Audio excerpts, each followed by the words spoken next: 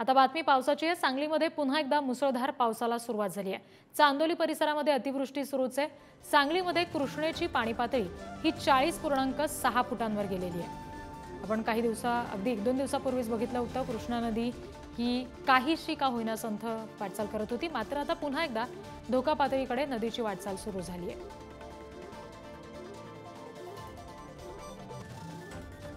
प्रतिनिधी स्वप्नील पाटील यांच्याकडून आपण अपडेट्स घेणार आहोत। स्वप्नील, सध्याची नेमकी काय परिस्थिती आहे कृष्णा नदीच्या पाणी पातळी संदर्भातली आणि कुठल्या सूचना आताच नागरिकांना जारी केल्यात का? नक्कीच रिद्धी, सांगली जिल्ह्यामध्ये सकाळपासून पुन्हा मुसळधार पावसाला सुरुवात झालेली आहे। त्यामुळे तसेच कोयना धरणातून सोडण्यात आलेल्या विसर्गामुळे सांगलीत कृष्णेच्या पाणी पातळीमध्ये वाढ झालेली आहे। काल ही पाणी पातळी 1.5 फुटांनी उतरली होती, परंतु रात्रीपासून पुन्हा या पातळीमध्ये वाढ झालेली आहे आणि आता कृष्णेची पाणी पातळी इशारा पातळी ओलांडलेली आहे। 40.6 फुटावरती कृष्णेची पाणी पातळी पोहोचली आहे। यामध्ये आणखी वाढ होण्याची शक्यता आहे। कोयना धरणातून 42 क्युसेक पाण्याचा विसर्ग सुरू आहे, त्यामुळे कृष्णा काठाला आता इशारा देण्यात आलेला आहे। काल रात्रीपासूनच महापालिकेकडून तसेच कृष्णा काठाला असणाऱ्या ग्रामपंचायतीच्या प्रशासनाकडून कृष्णा काठावरील नागरिकांना स्थलांतर होण्याच्या सूचना देण्यात येत आहेत। आज सायंकाळपर्यंत कृष्णेची पाणी पातळी 42 फुटावरती जाण्याची शक्यता आहे।